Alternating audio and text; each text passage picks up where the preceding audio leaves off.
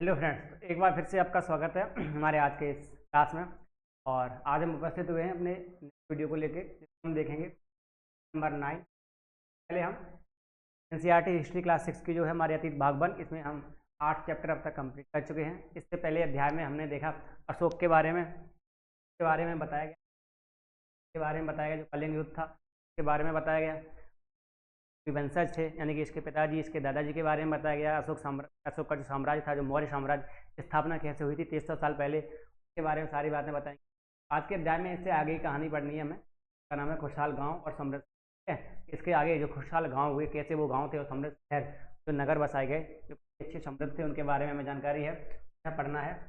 चलिए बिना किसी देरी के बात करते हैं। बाकी उम्मीद कर रहे हैं कि आप लोग साथ ही साथ में नोट्स बना रहे होंगे और काफ़ी अच्छे से चैप्टर को पढ़ भी रहे होंगे, रीडिंग के साथ साथ सारी चीज़ें आपकी। बाकी इस तरीके से लगातार बिना गैप के जारी रखना। आज हम देखने वाले हैं नेक्स्ट चैप्टर। हमारी पहली हेडिंग है लोहे के औजार खेती। इससे पहले भी लोहे के बारे में आपने कई बार पढ़ा होगा कि लोहे का जो सबसे पहले प्रयोग हुआ था, वो आपने देखा कि सबसे पहले जो लोहे का प्रयोग था वो कब हुआ था। और कमेंट करके आप बताएंगे, ठीक है, सबसे पहले लोहे का प्रयोग कब हुआ, ये आपको कमेंट में बताना है। ठीक है, वैसे सामने आ गया है। चलिए बाकी आप कमेंट जरूर कीजिएगा, है ना। बिना किसी देरी के लोहे के बारे में पढ़ना स्टार्ट करते हैं। अगर आप लोग नए, बता दूं, हम यहाँ डेली क्या करते हैं, एक अध्याय की रीडिंग करते हैं। रीडिंग के साथ साथ भी हमें वहाँ से इंपॉर्टेंट पॉइंट्स नज़र आते हैं। जो भी इंपॉर्टेंट पॉइंट्स हमें मिलते हैं रीडिंग में, कोई फैक्ट्स है, कोई इंपॉर्टेंट पॉइंट्स है जो हमें नोट करना चाहिए, तो हम नोट करते हैं। ठीक है, क्योंकि नोट्स बनाते हैं। और फिर ये नोट्स जो है आप चाहो तो साथ में बना सकते हो, या फिर आपको इनकी पीडीएफ भी मिल जाती है हमारे टेलीग्राम पे। और हमारा टेलीग्राम का जो चैनल है उसकी लिंक आपको मिलेगी हमारे यूट्यूब चैनल जो अबाउट सेक्शन है में, अबाउट सेक्शन में, ठीक है ना। तो वहाँ से जाके टेलीग्राम को ज्वाइन कर लो। अगर आपको पीडीएफ के जो भी नोट्स की पीडीएफ चाहिए तो आप वहाँ से डाउनलोड कर सकते हो, अपने नोट्स बना सकते हो। ठीक है, चलिए बिना किसी देरी के बात करते हैं आज की वीडियो। हेडिंग है लोहे के औजार और खेती। ठीक है, 300 साल तक हम देख चुके थे कि 300 साल के लगभग में अशोक का जो साम्राज्य था वो कितना समृद्ध था। उनके राज्य को साम्राज्य बोला गया। उसके कई सारे आपने कारण देखे थे। पहला तो यही कि बहुत विशाल क्षेत्र में साम्राज्य फैला हुआ था। इसके अलावा अशोक ने दूसरे राजाओं की तरह सिर्फ क्रूरतापूर्वक व्यवहार नहीं किया। ठीक है, उन्होंने क्या किया, उन्होंने ऐसा माना, उन्होंने धम्म, आपने सुना धम्म के बारे में, कि उन्होंने धम्म का पालन किया। ठीक है, सभी धर्मों का सम्मान किया। ठीक है, लोगों के लिए अच्छी अच्छी काम करे, चिकित्सा की व्यवस्था करी गई लोगों के लिए, साथ ही साथ जानवरों के लिए भी व्यवस्था करी गई। ये सारे कार्य थे जिनके बारे में उन्होंने अच्छे कार्य किए। इसीलिए कहीं ना कहीं उनके साम्राज्य, मौर्य जो राज्य था, उनके राज्य को बोला जाता है साम्राज्य। चलिए बिना किसी देरी के देखते हैं लोहे के औजार और खेती। लोहे का प्रयोग आज एक आम बात है। आज देखें तो लोहे का प्रयोग कैसा है, एक आम बात है। हर घर में आपको भी पता है लोहे का प्रयोग होता ही है। ठीक है, जिस डिजिटल बोर्ड पे आप पढ़ रहे हो इसमें भी किसका प्रयोग है, लोहे का प्रयोग हुआ है। ठीक है, तो लोहे का प्रयोग आज एक आम बात है। लोहे की चीज़ें हमारी रोजमर्रा का जिंदगी का हिस्सा बन गई है। ठीक, जो हमारी रोजमर्रा की जिंदगी है उसका हिस्सा बन गई है आजकल ये। इस उपमहाद्वीप में लोहे का प्रयोग लगभग 3000 साल पहले शुरू हुआ था। ठीक है ना, आपने कहीं ना कहीं पीछे भी पढ़ा होगा। अगर आप लगातार अच्छे से पढ़ रहे हो तो आपने देखा 3000 साल पहले महापाषाण कब्रों में क्या हुआ था, लोहे का प्रयोग मिला था हमें। महापाषाण कब्रों में लोहे के औजार और हथियार बड़ी संख्या में मिले हैं। इनके बारे में तुमने अध्याय 5 में पढ़ा है। ठीक है, चलिए करीब 2500 वर्ष पहले लोहे के औजारों के बढ़ते उपयोग का प्रमाण मिलता है। इनमें जंगलों को साफ करने के लिए कुल्हाड़ियाँ और जुताइयों के लिए हलों के फाल शामिल हैं। ठीक है, यानी कि 2500 साल पहले क्या हुआ कि लोहे के जो औजार थे उनकी संख्या में वृद्धि हुई।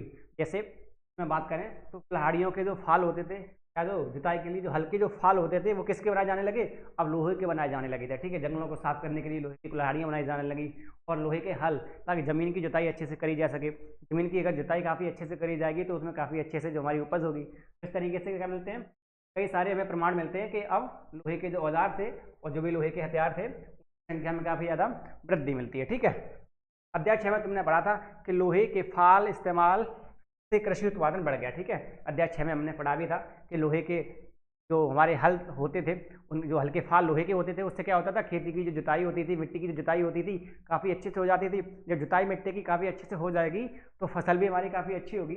चलिए, ऐसी चीज़ें नोट करने वाली तो नहीं है क्योंकि हम पहले ही देख चुके हैं, नोट भी कर चुके हैं सारी चीज़ें, फिर भी हम नोट जरूर करेंगे। ठीक है, ना किसी देरी पर इसे साफ कर लेते हैं। और फिर जो पहली हेडिंग है, छोटी छोटी चीज़ें होती हैं, आपको पता ही है एनसीईआरटी में ज़्यादा बड़े नोट्स नहीं होते हैं, छोटे 1-2 पेज के नोट्स होते हैं।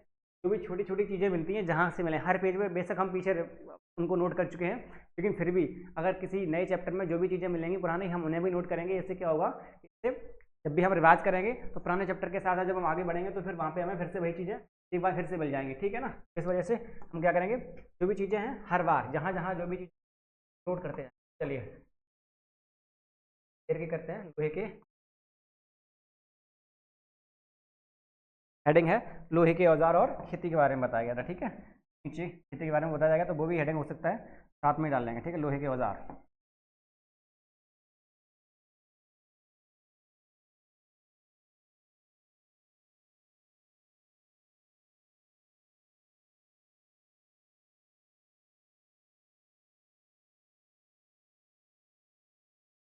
खेती, है ना, लोहे के औजार और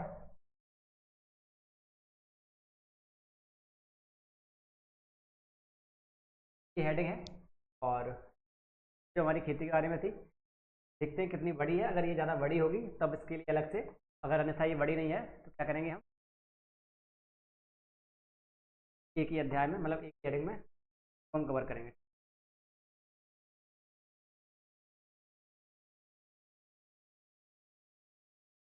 ये छोटी सी हेडिंग है, ठीक है ना। क्या करते हैं, इसे भी एक बार रीड कर लेते हैं। जो नीचे हेडिंग है क्या है, कृषि उत्पादन बढ़ाने के लिए उठाए गए अन्य कदम, ठीक है। कृषि को उत्पादन को बढ़ाने के लिए, ताकि कृषि में हमारी उपज काफ़ी अच्छे से बढ़ाए गए अन्य कदम थे, उन्हें देखते हैं। अन्य कदम में कौन सी चीज़ महत्वपूर्ण है, वो है सिंचाई। सिंचाई के बारे में बताया गया है कि अब सिंचाई में भी कुछ ना कुछ परिवर्तन आएंगे, है ना। समृद्ध गांवों के बिना राजाओं तथा उनके राज्यों का बने रहना मुश्किल था। अगर गांव समृद्ध नहीं होंगे तो राजाओं का और उनके राज्यों का बना रहना अब कैसा था, मुश्किल था। क्योंकि अब जो राजा थे वह बड़ी बड़ी सेना रखते थे, काफ़ी सारे संसाधनों की उनको जरूरत थी, सेना को वेतन देने की जरूरत थी। इसके लिए वो क्या करते थे, जो भी समृद्ध गाँव होते थे या जो भी उसकी जनता होती थी वहाँ से कर वसूलते थे, ठीक है। और बात करें कर की, तो कर राजा को तभी मिल सकेंगे जब जनता समृद्ध होगी, जनता के पास संसाधन होंगे, काफ़ी अच्छी उपज होगी, तभी वह कर दे पाएगी। क्या था, अगर समृद्ध गांव के बिना राजाओं तथा उनके राज्यों का बना रहना बहुत मुश्किल हो गया था। अगर गांव समृद्ध नहीं है, कर देने के लिए उपज नहीं है, तो वे कर कहाँ से देंगे। इस तरह कृषि के विकास में नए औजार तथा रोपाई महत्वपूर्ण कदम थे। हमने पहले देखा क्या था कि औजार भी आ चुके थे, साथ में धान की रोपाई भी की जाने लगी, जो हमने अध्याय 6 में देखा था, धान का रोपण होने लगा था तब। इसी तरह सिंचाई भी काफी उपयोगी साबित हुई। इसी तरह से क्या हुआ, सिंचाई थी वह भी काफी उपयोगी साबित हुई। इस समय सिंचाई के लिए नहरें, अब क्या होने लगा, इस समय सिंचाई के लिए लगभग 2200 से 2000 साल पहले की बात है कि नहरें, कुएं, तालाब तथा कृत्रिम जलाशय बनाए जाने लगे, ठीक है। सिंचाई में ये परिवर्तन आए, ठीक है। आगे अलग हेडिंग है, तुम क्या करेंगे यहाँ पे नोट करेंगे। तो लोहे के औजार के बारे में बताएगा कि लोहे के जो औजार है हमें देखने को मिलता है लगभग 3000 साल पहले उपमहाद्वीप में महापाषाण कब्रों में देखने को मिलता है। इसके बाद 2500 साल पहले बात करें तो हमें क्या मिलता है, जो भी लोहे की कुल्हाड़ियाँ हैं और लोहे के हल मिलते हैं, ठीक है। 2500 साल पहले खेती के बारे में बताया गया है। खेती की बात करें तो धान का रोपण तो किया ही जाने लगा था, हल से धान की खेती की अच्छी जुताई तो होने ही लगी थी। इसके अलावा सिंचाई के लिए भी क्या, जलाशय बनाए जाने लगे, नहरें बनाई जाने लगी, कुआं, और फिर पानी का संचय किया जाने लगा। इस प्रकार से चीज़ें बताई गई थी इन दोनों के बारे में। तो हम पहले सीख लेते हैं। लोहे का प्रयोग पहले बताया गया, सर्वप्रथम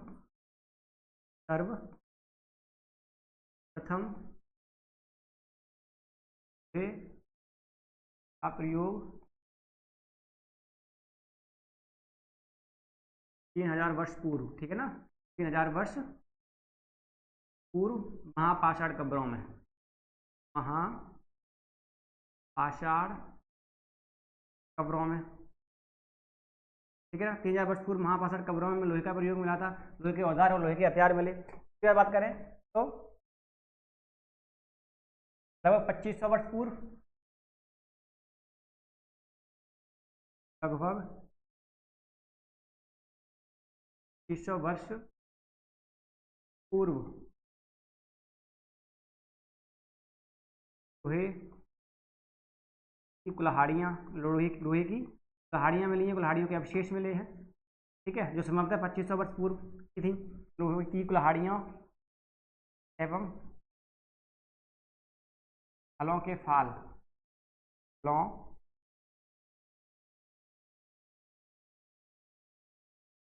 फालों के अवशेष, है ना, फालों के अवशेष। इस तरीके से आपको क्या करना है, अपने जो नोट्स बनाने हैं, पहली हेडिंग आपको यही डालनी है और मैं आपको पहले ही बता चुका हूँ कि जब भी आप नोट्स बनाओ तो नोट्स के लिए आप लाइनिंग वाली कॉपी का यूज़ बिल्कुल भी ना करें। सपाट पन्ने की जो कॉपी आती है उस पर ही नोट्स बनाएं आराम से ही, तो आगे चल के आपको उसी पे ही अपना एग्जाम देना है, उसी पे अपना आंसर राइटिंग करनी है। तो अभी से प्रयास कीजिए सपाट पन्ने की कॉपी पे नोट्स बनाएं इस तरीके से। बीच में लिखें लोहे के औजार और खेती। फिर सर्वप्रथम लोहे का प्रयोग हमें 3000 वर्ष पूर्व महापाषाण कब्रों में मिलता है, जैसा कि हमने आपके सामने लिखा। फिर लगभग 2500 वर्ष पूर्व लोहे की साड़ियाँ एवं हलों के फालों के अवशेष मिले हैं जो 2500 वर्ष पूर्व के थे। ठीक है, फिर आगे लिखेंगे हम इसके बारे में। आगे में खेती के बारे में बताया गया है। ठीक है, खेती के बारे में क्या बताया गया है कि धान का जो रोपड़ होता था, हलों से जुताई होती है, उसके साथ साथ अब क्या सिंचाई की बात आने लगी है। ठीक है, तो लोहे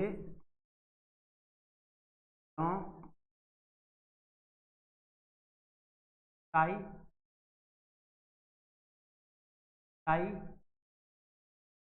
साथ साथ लोहे के हलों से जुताई तो पहले से ही हो रही थी, इसके साथ साथ सिंचाई में परिवर्तन। ठीक है, सिंचाई में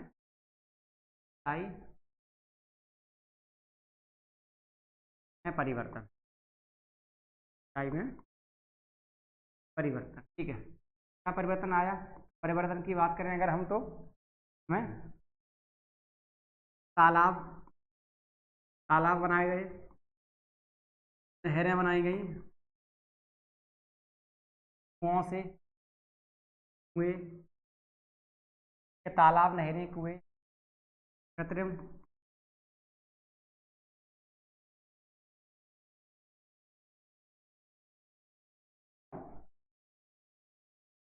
अन्य कई तरह के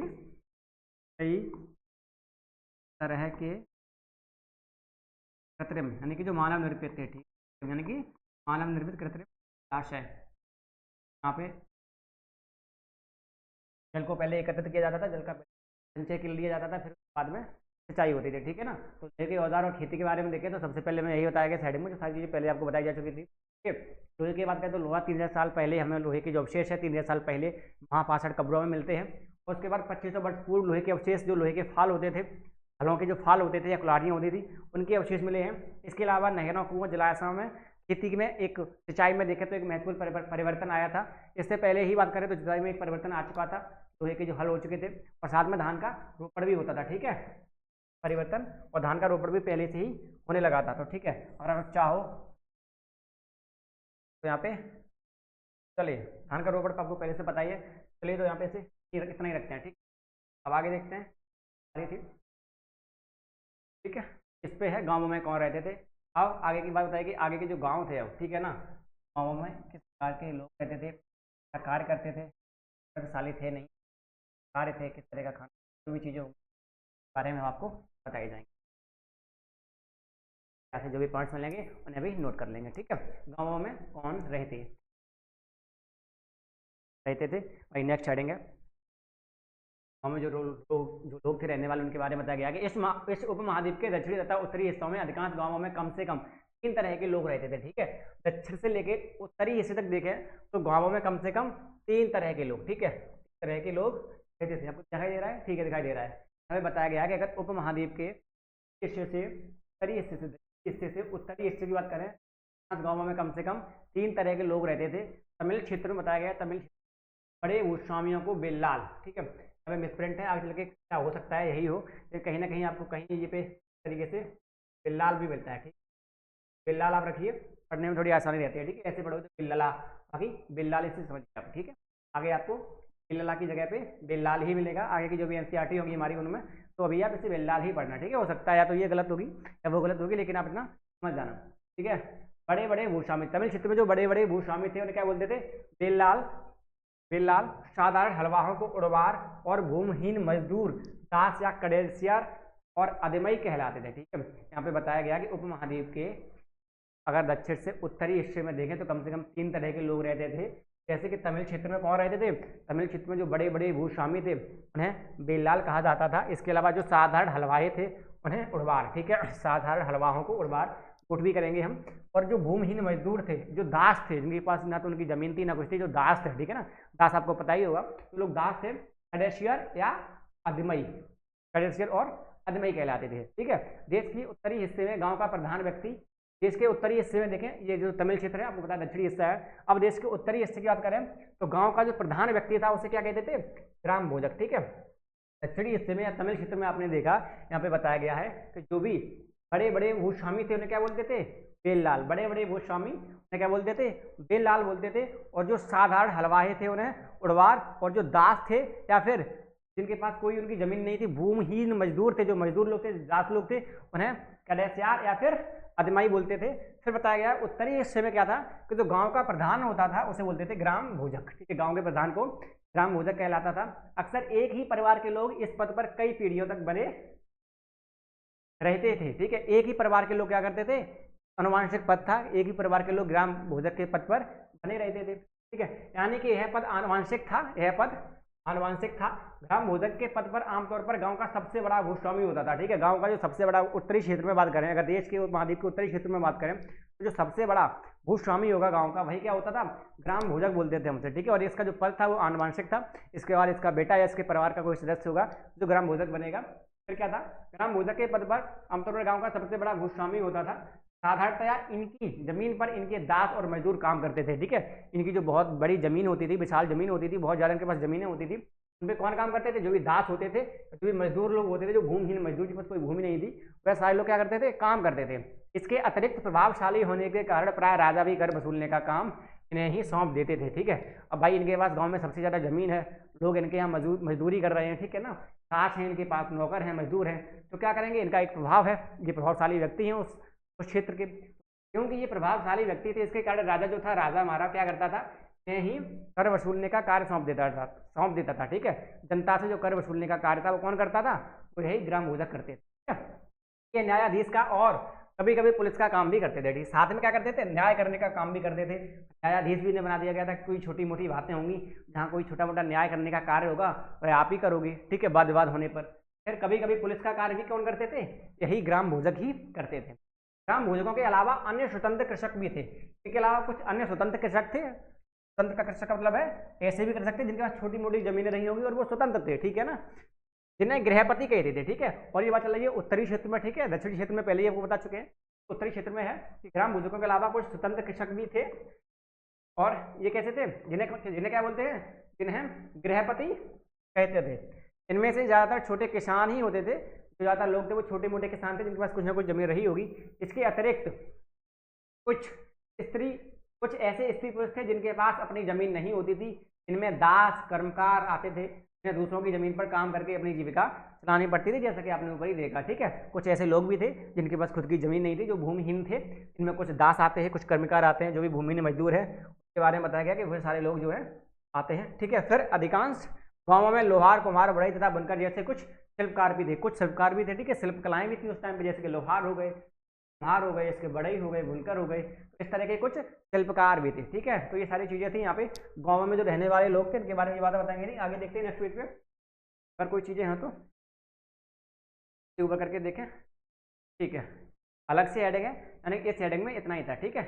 इस हेडिंग में आपको बताया गया था कि उप महाद्वीप के उत्तर से लेकर दक्षिणी हिस्से में देखें लगभग 3 तरह के लोग थे। देखो, जब भी आप रीडिंग करो, जब भी क्लास को देखो तो पूरे फोकस के साथ देखो, ठीक है, ताकि पहली बार में ही आपको कुछ ना कुछ पॉइंट्स ऐसे की पॉइंट्स हैं जो आपको याद हो जाए, ठीक है, ताकि जब फिर दोबारा से जब आप नोट्स बनाओगे तब वे आपके दिमाग में और अच्छे से फिट हो जाएंगे।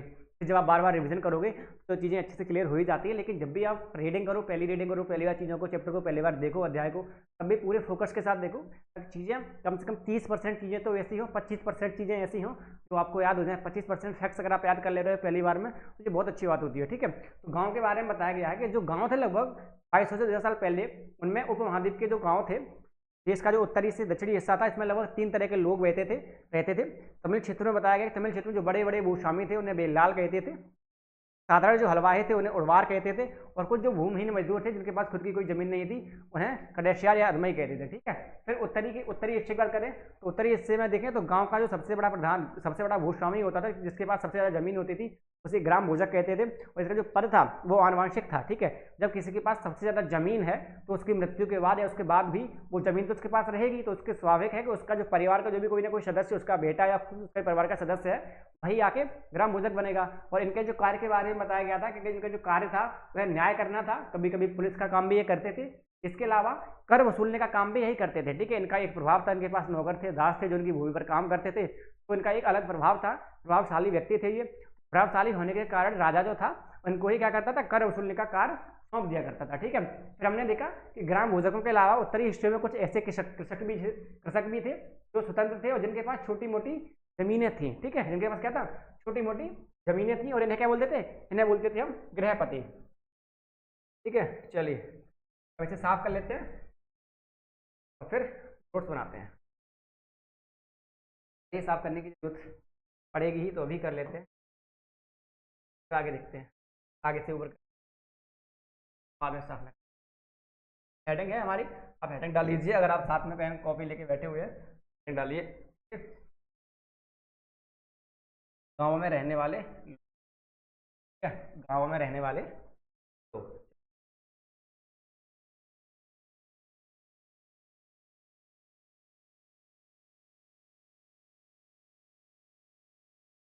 हाइट वाला ठीक रहता है, ठीक। गाँव में रहने वाले लोग,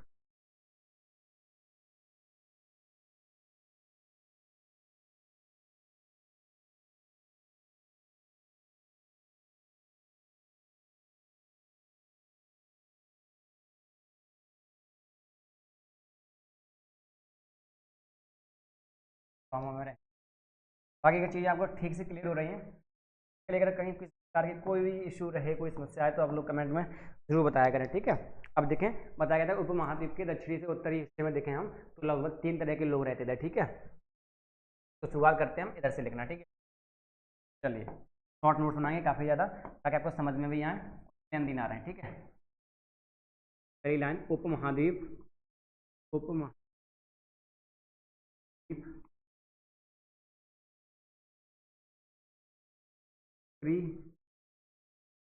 के दक्षिणी हिस्से में,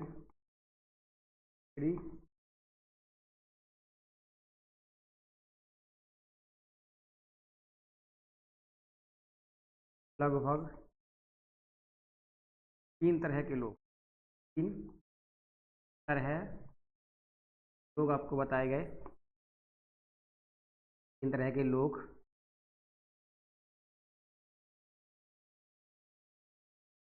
रहते थे। अब इसे ऊपर करते हैं, ठीक है। तमिल क्षेत्र में बताया गया पहले, सबसे पहले तो आपको तमिल क्षेत्र में लिखिए, तमिल, तमिल क्षेत्र क्या होता है, तमिल क्षेत्र में बड़ा भूस्वामी,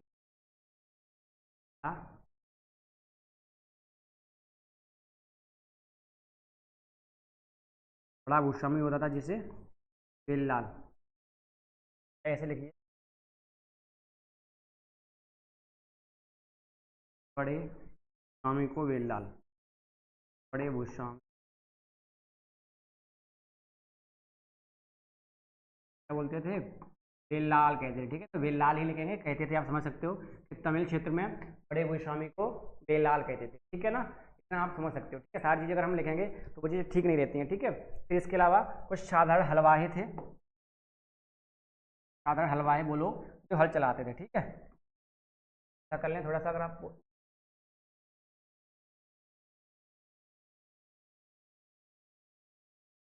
चलिए इसे, ठीक है। फिर इस लाइन में लिखते हैं, साधारण हलवाही, साधारण हलवाही, ठीक है, हलवाही, इन्हें क्या बोलते थे, इन्हें बोलते थे पटवार, ठीक है। साधारण हलवाहों को क्या बोलते थे, पटवार बोलते थे, ठीक है। साधारण हलवा है पटवार। चलिए कर लेते हैं, आपको दिख रहा होगा पीडीएफ में, तो आपको किसी प्रकार की कोई दिक्कत रहेगी नहीं, तो आप उसके लिए नो टेंशन रहें, चलिए, ठीक है, ठीक है। आगे देखते हैं, आगे इसके अलावा साधारण हलवाई थे और कुछ भूमिहीन मजदूर थे, या बोले तो दास थे, ठीक है। भूमिहीन मजदूर, भूमिहीन मजदूर या दास, इन्हें क्या बोलते थे, जिन्हें खड़ेसियार, खड़े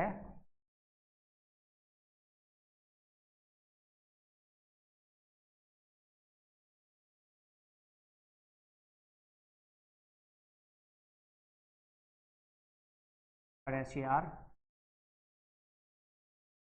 कदमाई, कदमाई या फिर कदमाई। ठीक है, तो यही था कुछ। सही है, इतना काफ़ी है, अच्छा दिख रहा है आपको। अब इसे नीचे करते हैं और अब लिख लेते हैं उत्तरी हिस्से में। उत्तरी हिस्से में बताया गया, उत्तरी हिस्से में जो गांव का सबसे बड़ा भूस्वामी था उसे क्या बोलते थे? ग्राम भोजक। ठीक है, उत्तरी हिस्से में भाग में ऐसे लिख लीजिए, इसी भाग में गांव का बड़ा स्वामी क्या कहलाता था? गांव का बड़ा भूस्वामी क्या कहलाता था? ग्राम भोजक। ग्राम ग्राम भोजक। और ग्राम भोजक के जो कार्य थे वो हम क्या करते हैं यहीं पे। ठीक है, ग्राम भोजक कार्य हैं वो हम यहीं यहाँ से लिख लेते हैं। ठीक है, कर वसूलना क्या कार्य थे? कार्य देखे, कार्य। ठीक है, अब फिर से कार्य। ठीक है, कार्य थे, क्या थे? कर वसूलना। एक एक करके डालिए, चलिए। एक, कर वसूलना। कर। नंबर दो, न्याय करना। न्याय करना भी इसी का कार्य था। साथ ही साथ पुलिस का काम भी। पुलिस कार्य, कार्य। ठीक है, जो पुलिस कार्य, पुलिस का जो काम था वह भी करता था, न्याय भी करता था, साथ में कर भी वसूलता था। ठीक है, क्योंकि गांव का सबसे बड़ा किसान था। ठीक है, तो कर वसूलने का काम जो था वो इसे ही दिया गया था राजा के द्वारा। आगे देखते हैं, उत्तरी भाग में गांव का जो बड़ा भूस्वामी था, हमने देखा क्या बोलते थे जैसे ग्राम भोजक बोलते थे, जिसके तीनों कार्य हैं आपको दिखाए गए। ठीक है, एक बार ऊपर करके देखने में आपको थोड़ा सा अलग तरह का ही बिहेवियर रहता है ना, कभी कभी हमारी बात नहीं मानता। चलिए, फिर कुछ छोटे कृषक थे जिन्हें गृहपति कहते थे। फिर इसके अलावा कौन थे? दास कुम्हार रह जाते। ठीक है, छोटे कृषक स्वतंत्र थे कुछ। तो देख लेते हैं आगे।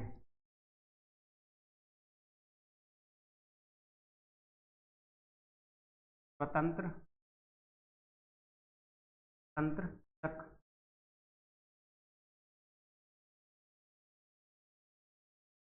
हैं गृहपति। ठीक है, गृहपति जो कुछ भी स्वतंत्र कृषक थे उन्हें कौन क्या बोलते थे? गृहपति बोलते थे। फिर इसके बाद रह गए हमारे कौन? शिल्पकार। ठीक है, कुछ शिल्पकार भी थे जिनमें बढ़ई हैं, लोहार हैं, सोनार हैं। ठीक है, ये सारे आते थे। आप चाहो तो नीचे एक और लाइन लिख सकते हो। पहले ऊपर कर लेते हैं, हाँ लिख लेते हैं शिल्पकार। कार, शिल्पकार में कौन आते थे? सोनार हैं, लोहार होते थे, बढ़ई।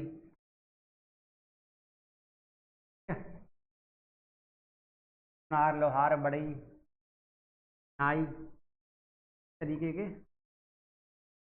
शिल्पकार भी थे। ठीक है, बुनकर भी थे। अब से भी लिख लीजिए, आप समझ सकते हो। सारी चीज़ें लिखने की नहीं होती हैं, लेकिन बुनकर कुछ चीज़ें ऐसी होती हैं तो आपको समझनी पड़ेंगी। ठीक है, दिमाग में रखनी पड़ेगी।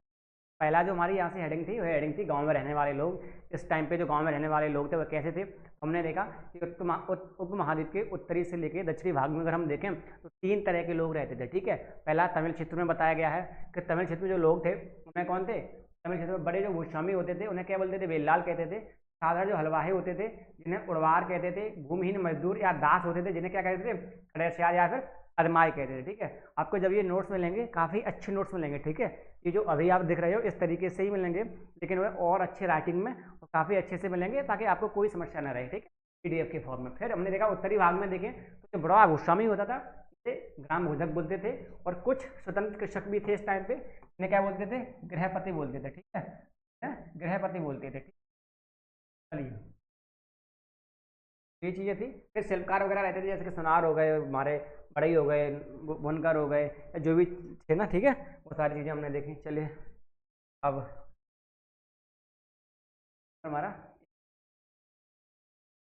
ग्राम भोजकों के अलावा कृषक भी देते थे, इसे तो हमने देख लिया है।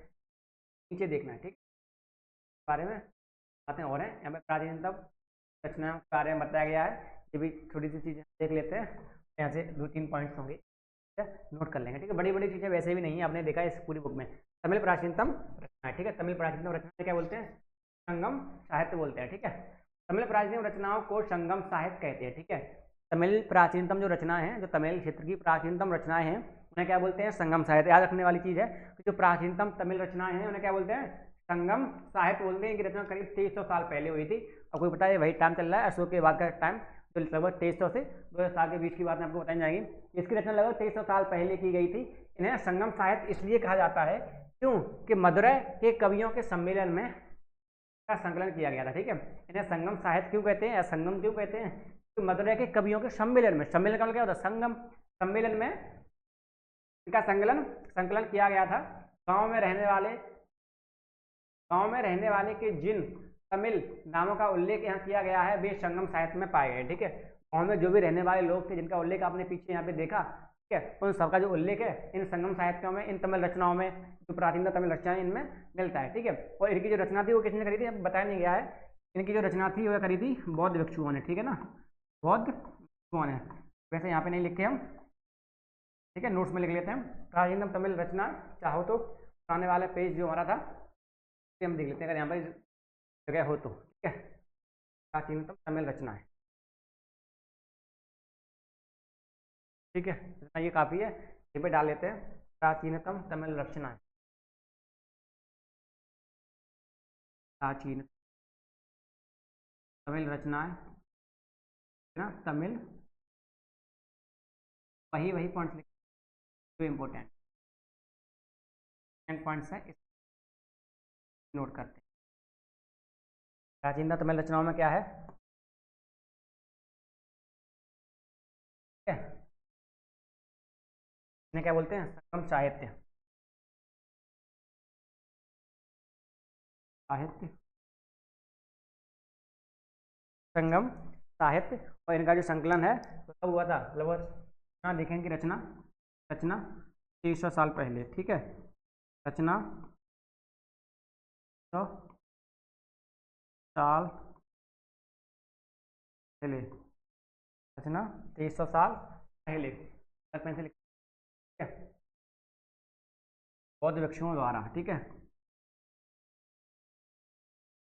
बौद्ध भिक्षुओं द्वारा।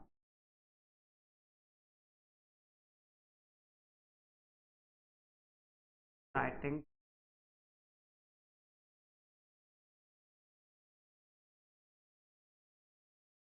संकलन, मदुरै के कवियों के संकलन में, ठीक है, मदुरै के कवियों के संगम में, मदुरै यहीं लिख लेते हैं, के कवियों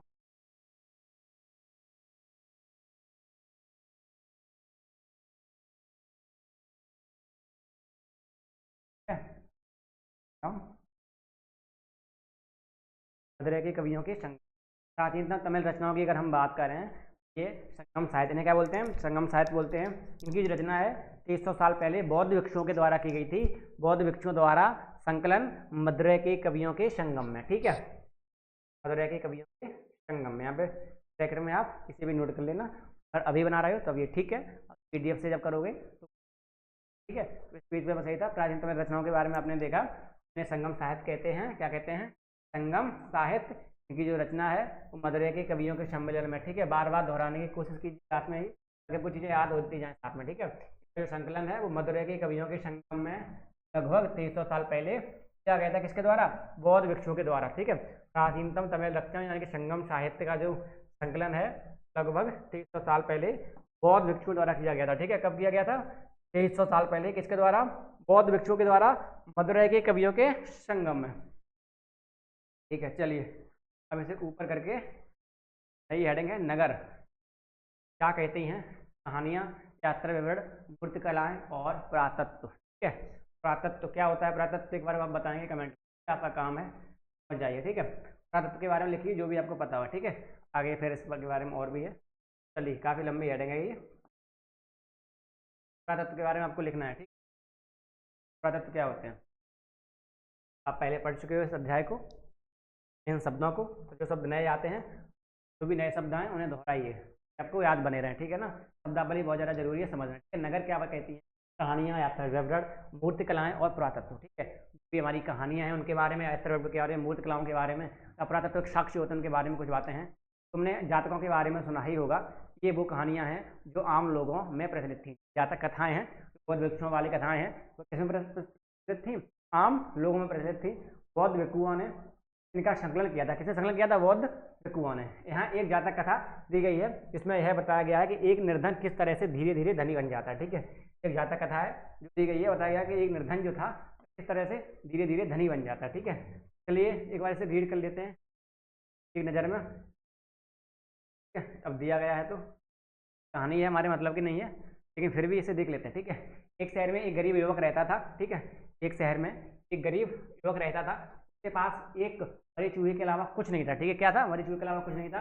उसने उस चूहे को एक सिक्के में एक भोजनालय वाले एक बिल्ली के लिए बेच दिया, ठीक है। एक बिल्ली के लिए क्या किया, एक सिक्के में भोजनालय वाले की बिल्ली के लिए बेच दिया। फिर एक दिन बड़ी जोर की आंधी आई, राजा का बगीचा टूटी टहनियों और पत्तों से भर गया। उनका माली इसे साफ करने की बात से परेशान हो उठा। युवक ने माली से कहा कि अगर लकड़ियों और पत्तों से उसे लकड़ियों और पत्ते उसे मिल जाए तो वह बगीचे की साफ सफाई कर देगा। माली तुरंत मान गया। युवक ने पास खेल रहे बच्चों को यह कहकर इकट्ठा कर लिया कि प्रत्येक टहनी और पत्ते के बदले उन्हें एक एक मिठाई मिलेगी। देखते ही देखते उन्होंने बगीचे के एक एक तरीके चुनकर गेट के पास इकट्ठा कर दिया। तभी उधर से राजा का कुम्हार बर्तनों को पकाने के लिए ईंधन की तलाश में गुजरा। उसने पूरे ढेर को खरीद लिया। इस तरह युवक के पास कुछ और पैसे हो गए, ठीक है। अब उस युवक ने एक और योजना बनाई। एक बड़े बर्तन में पानी भरकर वह नगर के द्वार पर गया और वहां उसने घास काटने वाले 500 लोगों को पानी पिलाया। खुश होकर उन लोगों ने कहा, तुमने हमारे लिए इतना अच्छा काम किया, बताओ अब हम तुम्हारे लिए क्या कर सकते हैं, ठीक है। ऊपर कर लेते हैं, पानी ही है। उसने कहा, मैं आपको क्या कहा लोगों से, लोगों ने पूछा क्या कर सकते लोग। उसने कहा मैं आपको यह तब बताऊंगा जब मुझे आपकी सहायता की जरूरत होगी। उसके बाद उसने एक व्यापारी से दोस्ती की। एक दिन उस व्यापारी ने बताया, कल एक घोड़े का व्यापारी 500 घोड़ों के साथ शहर में आ रहा है। यह सुनकर उस युवक ने उन घास काटने वालों के पास जाकर कहा, कृपया तुम सब एक एक घास का गट्ठर मुझे दो और पानी घास तब तक मत बेचो और अपनी घास तब तक मत बेचो जब तक मेरी न बिक जाए। उन्होंने उसे घास के 500 गट्ठर दे दिए। जब घोड़े के व्यापारी को कहीं भी घास न मिली तो उसने इस युवक की घास 1000 सिक्के में खरीद ली, ठीक है। तो बताया इस तरीके से उसने चालाकी करके क्या किया, किस तरीके से वो पैसे वाला बन जाता है। एक निर्धन जो किसान था, निर्धन जो गरीब था, वह किस तरीके से पैसे वाला बना, वो सारी बातें आपको यहाँ पे बताएंगे। यहाँ से कुछ सारी चीज़ें नहीं थी। अब बिना देरी करे लौटते हैं वहाँ जहाँ हम थे, ठीक है। चलिए प्राचीनतम नगर दिख रहा है। प्राचीन नगरों के जीवन के बारे में हम कुछ स्रोतों से भी पता चल सकता है। शहरों, गांवों या फिर जंगलों के जीवन से जुड़ी घटनाओं को मूर्तिकार कलात्मक ढंग से उभरते थे, ठीक है। शहरों में या नगरों में या फिर बात करें गाँवों में जो भी घटनाएं घटती थी, जो भी चित्रकार थे, जो भी कलाकार थे, वो मूर्ति के रूप में वो ढंग से उकेरते थे। इन मूर्तियों को ऐसी इमारतों की रेलिंग, खम्भों या प्रवेश द्वार पर, ठीक है, इमारतों की रेलिंग का मतलब आप समझते ही होंगे, ठीक है। रेलिंग खम्भों का मतलब आप समझते हो, खम्भे जो भी होते हैं या जो भी प्रवेश द्वार होते हैं। रेलिंग का मतलब है जो भी हमारी बाउंड्री होती है, छज्जा होता है, ठीक है। छज्जे को जो बाउंड्री होती है, ठीक है ना, उसे बोलते हैं रेलिंग, ठीक है। इन पे सजाया जाता था जहाँ लोग आते थे और लोग उसको क्या करते थे, देखते थे, समझते थे, वो बातें, ठीक है। फिर आगे जूम कर लेते हैं, देखते हैं जो भी घटनाएं होती थी, लोग इस तरीके से जो आपको दिख रही है सामने, इस तरीके से दीवार पे उकेर दिया करते थे, ठीक है। खम्भों पे उकेरते थे।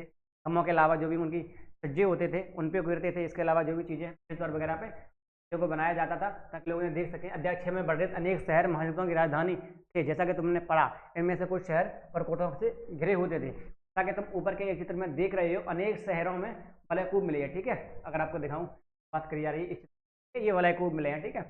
प्रयोग आपको बताया गया, ये वलयकूप मिले हैं अनेक क्षेत्रों में।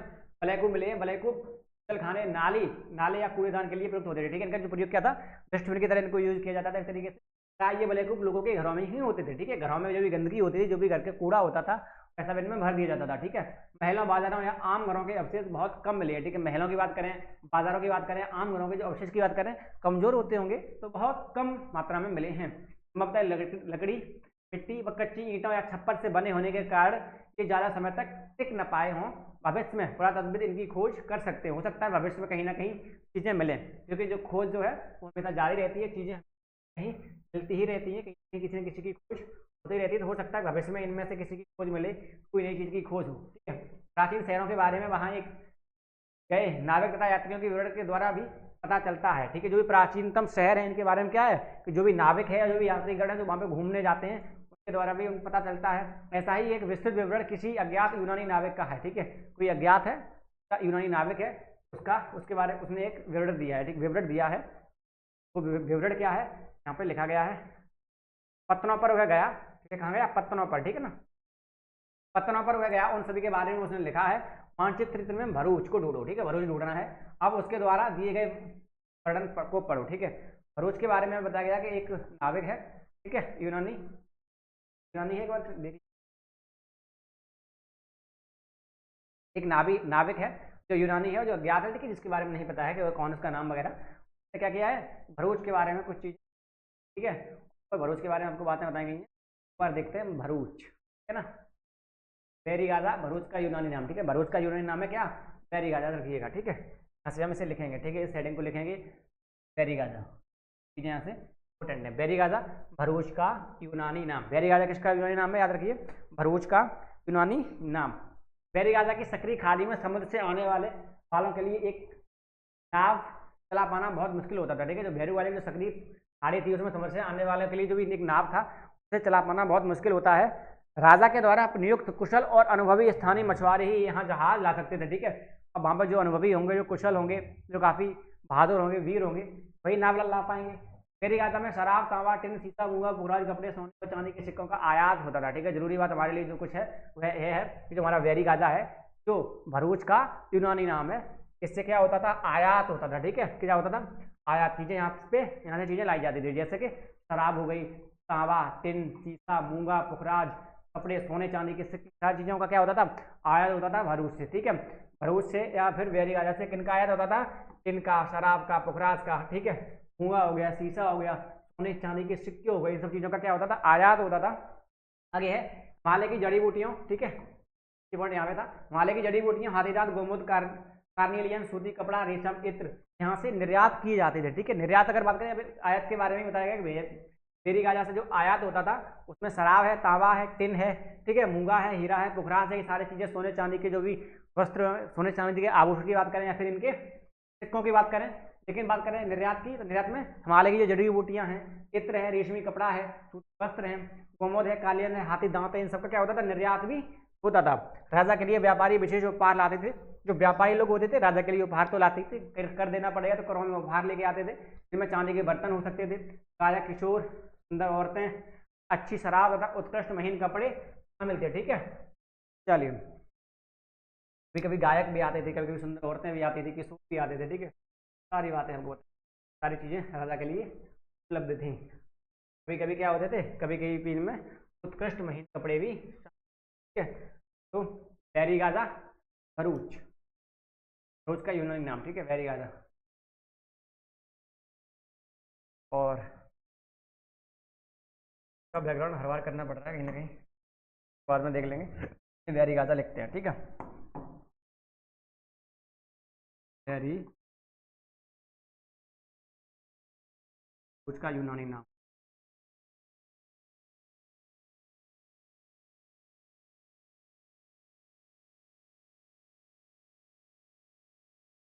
बैरीगाजा यानी कि भरूच का यूनानी।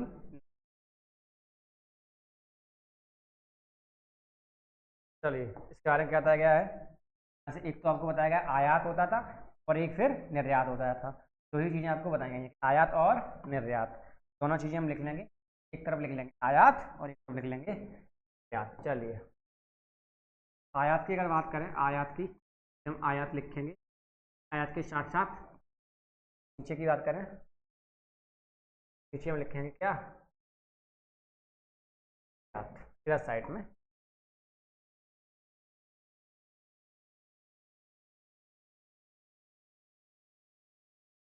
आयत के अलावा इधर आयात। चलिए, आयात में क्या क्या था बताइए, शराब साथ में बोलते चलिए, बोलोगे तो अच्छा रिवीजन होता चलेगा। शराब, कावा, इन, त्रास, ठीक है। इसके अलावा बात करें तो सोने चांदी के आभूषण, सोने चांदी, चांदी के सिक्के बोल दो, चांदी के आभूषण वगैरह चीज़ें आयात करी जाती थी। बात करें तो यहाँ पे माले की जड़ी बूटियाँ हो गई, ठीक है। माले,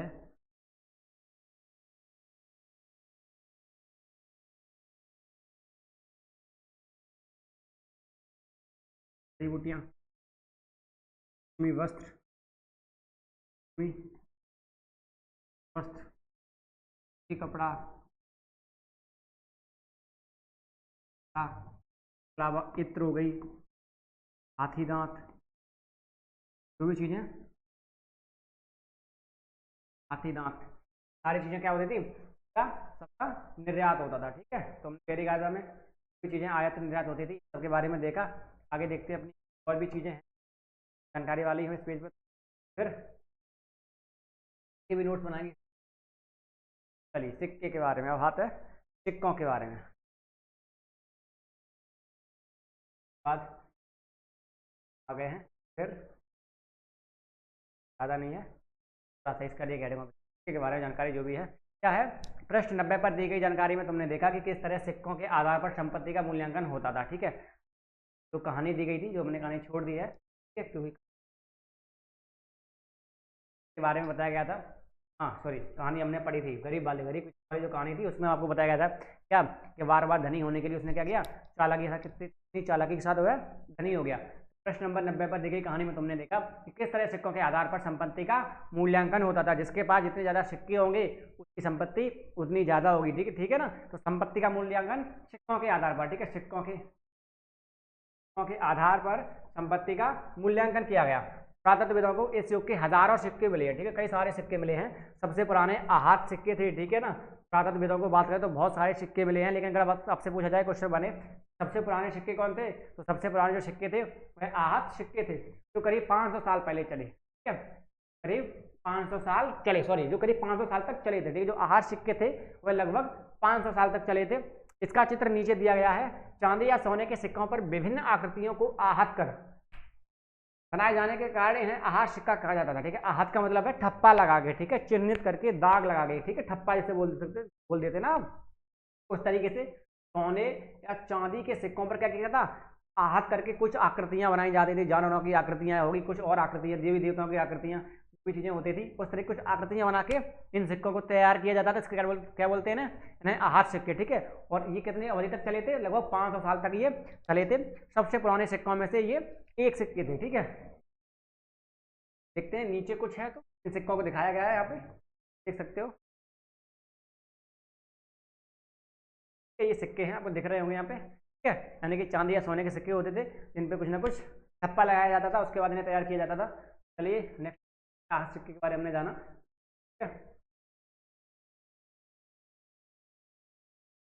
चलिए अब आहत सिक्कों के बारे में कहीं ना कहीं लिख लीजिए, ठीक है, यहीं लिख लीजिए आहत सिक्कों आप, उसके बाद हम आगे बढ़ते हैं। आहत सिक्कों,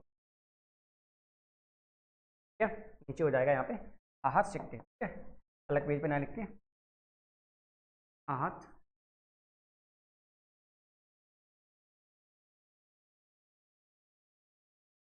आहत सिक्के के बारे में क्या जानकारी दी गई है। लगभग 500 साल तक चले,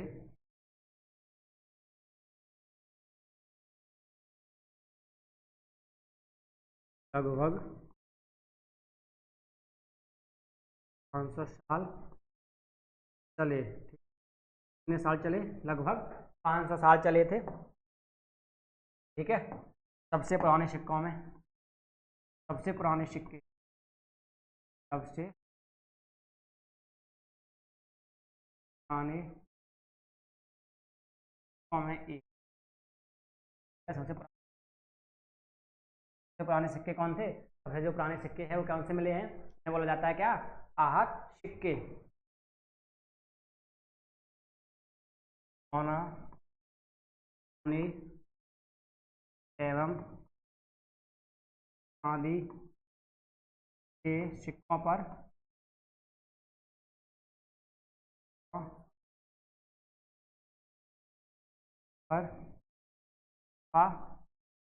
ठप्पा लगाकर, ठप्पा लगाकर कैसे तैयार, ठप्पा लगाकर तैयार। आहत सिक्कों की बात करें तो इन्हें किस प्रकार से तैयार किया जाता था, सोने चांदी के सिक्कों पर ठप्पा लगाया जाता था, जैसे कि जानवरों का ठप्पा, ठीक है, देवी देवताओं को इस तरीके से ठप्पा लगा के इन्हें तैयार किया जाता था। ठप्पा लगाने का ही मतलब होता है आहत कर देना, ठीक है, ठप्पा लगाने का मतलब है आहत कर देना। तो हमने ऊपर देखा क्या, ऊपर हमने देखा ये है, इससे क्या करते हैं, राशा बांट लेते हैं, जैसे कि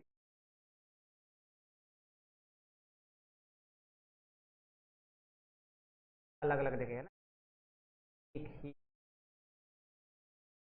चलिए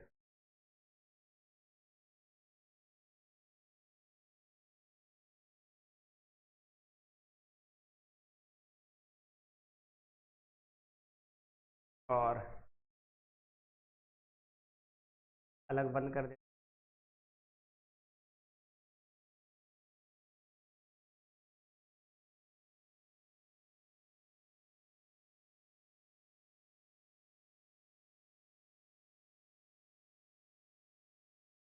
ठीक है। भेरी गाजा भरूच यानी उनका पूरा नाम इधर साइड है, और इधर साइड है हमारे आहत, ठीक है। जब भी आप नोट्स बना आसानी से आप देखते हैं आगे। नगर अनेक गतिविधियों, नगर के बारे में बताया गया है, नगर क्योंकि सारे नगर होते थे, यहाँ पे अनेक, वही आपको बताया गया कि जो नगर हैं वह क्या हैं, अनेक गतिविधियों के केंद्र हैं, ठीक है। ऐसे ही आपको एक नगर के बारे में बताया जाएगा, का नाम आपने बहुत ज़्यादा आज भी सुना होगा, ठीक है। चलिए, अक्सर नगर कई कारणों से महत्वपूर्ण हो जाते थे, उदाहरण के लिए मथुरा, ठीक है। उदाहरण के लिए क्या है, मथुरा, मथुरा के बारे में बताया गया है। यह लगभग 2500 साल से भी ज़्यादा समय में से एक महत्वपूर्ण नगर रहा है, 2500 साल से भी ज़्यादा समय से एक महत्वपूर्ण नगर रहा है, कौन, मथुरा। मथुरा के बारे में कोई बताया जा रहा है कि मथुरा जो है लगभग 2500 साल पहले से भी ज़्यादा समय से एक महत्वपूर्ण नगर रहा है, क्योंकि यह आयात और व्यापार के दो मुख्य रास्तों पर स्थित था। इनमें से एक रास्ता उत्तर पश्चिम से पूर्व की ओर, ठीक है, एक रास्ता है लिए उत्तर पश्चिम से पूर्व की ओर, दूसरा रास्ता उत्तर से दक्षिण की ओर, ठीक है। दो रास्तों के लिए प्रमुख था। व्यापार की और आयात की बात करें तो यातायात और व्यापार के दो मुख्य रास्तों पर, जैसे कि उत्तर पश्चिम से पूर्व की ओर और उत्तर से दक्षिण की ओर जो मार्ग जाने वाला था उस मार्ग पर स्थित था। शहर के चारों ओर किलेबंदी करी गई थी, ठीक है, शहर के चारों ओर क्या करी गई थी, किलेबंदी करी गई थी। यही इंपोर्टेंट पॉइंट्स हैं जो हम अपने नोट में लिखेंगे, ठीक है, मथुरा के बारे में। तो आप ध्यान दीजिए अभी से, शहर के चारों ओर किलेबंदी करी गई थी। आप कर लो इसे, थोड़ा सा हो जाता है। आपने देखा कि लगभग 2500 साल से भी ज़्यादा समय से एक नगर रहा है, और दो मुख्य रास्ते थे यहाँ पे, एक उत्तर पश्चिम से पूर्व की ओर, दूसरा उत्तर से दक्षिण की ओर, और शहर के चारों ओर क्या की गई थी, किलेबंदी करी गई थी। इसमें अनेक मंदिर थे, ठीक है, क्या थे, मथुरा नगर में क्या थे, अनेक मंदिर थे। आसपास के किसान पशुपालक शहर में रहने वाले लोगों के लिए भोजन जुटाते थे। मथुरा बेहतरीन मूर्तियां बनाने का केंद्र भी था। मथुरा जो था क्या था, यहाँ पे बेहतरीन मूर्तियां बनाई जाती थी, मूर्तियां बनाने का केंद्र भी था। और आसपास के जो किसान हैं, जो पशुपालक हैं, वह शहर में रहने वालों के लिए क्या करते थे, भोजन जुटाते थे, ठीक है। लगभग 2000 साल पहले मथुरा कुषाणों की राजधानी, दूसरी राजधानी, ठीक है, कितने साल पहले, लगभग 2000 साल पहले मथुरा कुषाणों की दूसरी राजधानी बनी। इसके बारे में तुम अगले अध्याय में पढ़ोगे। मथुरा एक धार्मिक केंद्र भी रहा है, ठीक है, मथुरा एक क्या रहा है, धार्मिक केंद्र रहा है। हम बताया गया मथुरा में बहुत सारे अनेक मंदिर थे। जब यहाँ पे अनेक मंदिर होंगे तो धार्मिक केंद्र होगा, वहीं बहुत ज़्यादा मंदिर होंगे, यहाँ पे काफ़ी ज़्यादा धार्मिक व्यवस्था रही होगी। यहाँ बौद्ध विहार है और जैन मंदिर है। यह कृष्ण भक्ति का एक महत्वपूर्ण केंद्र था, ठीक है, कृष्ण भक्ति का एक महत्वपूर्ण केंद्र था उस टाइम पे, और आज भी है। तो इसके बारे में चीज़ें आपको याद करना बड़ी बात नहीं है, ठीक है। बाकी आगे देखते हैं, इसके बारे में और भी कुछ बताया गया है, फिर करेंगे पॉइंट्स नोट करने की। मथुरा के बारे में जो चीज़ें बताई जा रही है कि मथुरा जिस तरीके से उस टाइम पे प्रसिद्ध था, आज भी उससे ज़्यादा प्रसिद्ध है। वो सारी चीज़ें आज भी विद्यमान है जो उस टाइम पे थी। मथुरा में प्रस्तर खंडों तथा मूर्तियों पर अनेक अभिलेख मिलते हैं।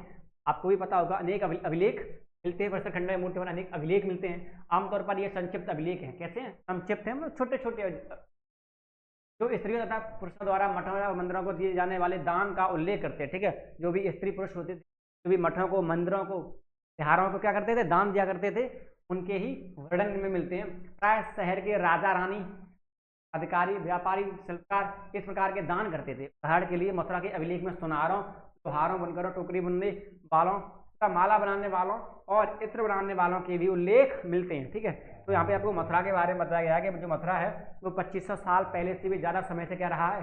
प्रसिद्ध रहा है, और ये कुषाणों की दूसरी राजधानी रही है लगभग 2000 साल पहले। इसके बारे में बताया गया कि लगभग इसके चारों तरफ, इस नगर के चारों ओर क्या की गई थी? चारों ओर किलेबंदी करी गई थी। ठीक है, चारों ओर क्या की गई थी? किलेबंदी करी गई थी। काफी बेहतरीन मूर्तियां बनाने का केंद्र था, अनेक इसमें मंदिर थे, कृष्ण भक्ति का ये केंद्र था, बहुत ज्यादा बौद्ध विहार, जैन मंदिर रहे इसमें। ठीक है, तो यही सारी बातें आपको यहाँ पे बताने को मिली हैं। धार्मिक केंद्र था, दूसरी राजधानी को संलग्न रही है, मूर्ति बनाने का बेहतरीन केंद्र था। पशुपालक लोग क्या करते थे? नगर में जो लोग रहेंगे उनके लिए, गांव में रहने वाले जो पशुपालक थे, जो भी किसान लोग थे, वह भोजन जुटाते थे। ठीक है, अपना व्यापार करते थे। और इसका जो रास्ता है वो दो मुख्य रास्तों पर, यातायात के और व्यापार के दो मुख्य रास्तों पर स्थित था। कहाँ पे? याद रखने वाला पॉइंट सबसे ज्यादा महत्वपूर्ण यही है, आप भूल नहीं सकते। ठीक है ना, कहाँ पे? एक रास्ता उत्तर पश्चिम से पूरब और दूसरा उत्तर से दक्षिण। मथुरा के बारे में लिखते हैं, मथुरा अनेक गतिविधियों का केंद्र। ठीक है, कैसे लिखेंगे? मथुरा अनेक गतिविधियों का केंद्र। चलिए इसी पे लिख लेते हैं। चलिए, इसका भी लगता है ज़्यादा इच्छाएं हैं।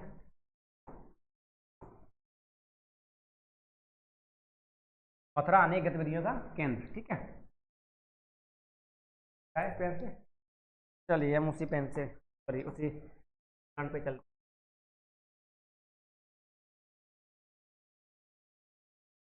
नहीं आया, क्या हुआ?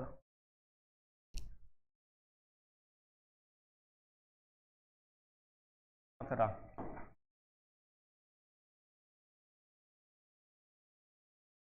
गतिविधियों का केंद्र, गतिविधियों का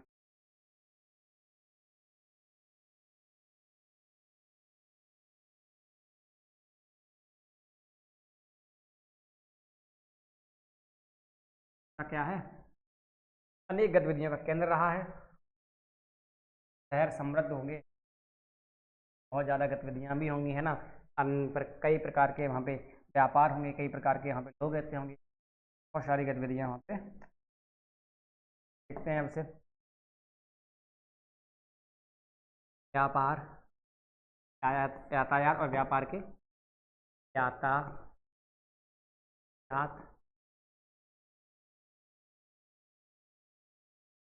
व्यापार के दो रास्तों पर स्थित, रास्तों पर स्थित। ठीक है, पहला कौन था? उत्तर पश्चिम से, उत्तर पश्चिम से पूर्व, उत्तर पश्चिम पूर्व। दूसरा उत्तर से दक्षिण, उत्तर से दक्षिण। ठीक है ना, यातायात और व्यापार के दो मुख्य रास्तों पर स्थित। हाँ, उत्तर पश्चिम और, उत्तर पश्चिम से पूर्व और उत्तर से दक्षिण। ठीक है, क्या है? चलिए देखता है अगला पॉइंट। 2000 साल पहले कुषाणों की राजधानी, ये भी यहीं लिख लीजिए। लगभग लगभग 2000 साल, 2000 साल कुषाणों की दूसरी राजधानी। ठीक है ना, कुषाणों की दूसरी राजधानी रही है मथुरा। राजधानी, दूसरी राजधानी। अब देखो, अब लिखते हैं, क्या क्या लिखते हैं, क्या क्या चीज़ें थी? शहर के चारों ओर किलेबंदी, नगर के चारों ओर किलेबंदी, नगर के चारों ओर किलेबंदी, किलेबंदी करी गई।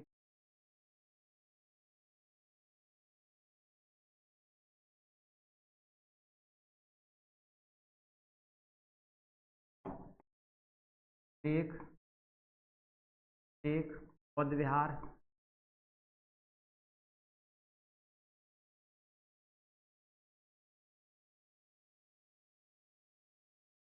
बौद्ध विहार एवं जैन मंदिर, है ना। अनेक बौद्ध विहार एवं जैन मंदिर, सारी चीज़ें आज भी उपस्थित हैं, है ना। आप लोगों को क्या करने में दिक्कत भी नहीं होगी इसके बाद, सारी चीज़ें बताइए। अनेक बौद्ध विहार एवं जैन मंदिर, चारों ओर किलेबंदी करी गई थी, अनेक बौद्ध विहार थे, जैन मंदिर थे, ठीक है। मूर्तियाँ बनाने का महत्वपूर्ण केंद्र था, ठीक है। चेंज करके ले लीजिए।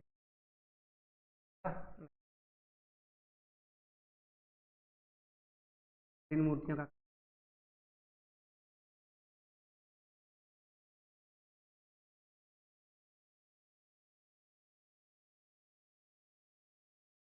केंद्र, ठीक है, बेहतरीन मूर्तियां बनाने का केंद्र रहा है। कृष्ण भक्ति का केंद्र है, कृष्ण भक्ति का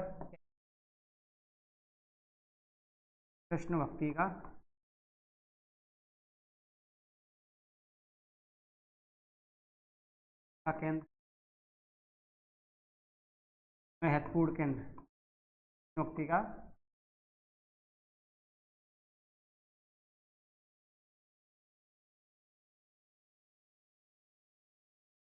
धर्म एवं प्रस्तर खंडों पर अभिलेख, संक्षिप्त अभिलेख, ठीक है। अभिलेखों के बारे में हम लिखेंगे, संक्षिप्त अभिलेख, पत्थरों या फिर प्रस्तर खंडों पर संक्षिप्त अभिलेख।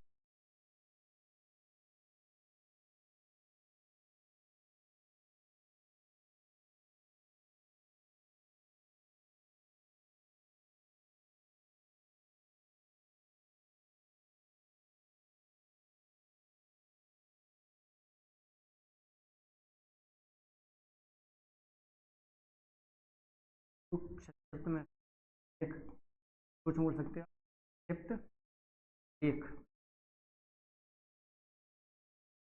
और इस पर किसका, राजा, रानी, व्यापारी, व्यापारी, ठीक है, सुनार आदि के वर्णन, आदि मिलते हैं।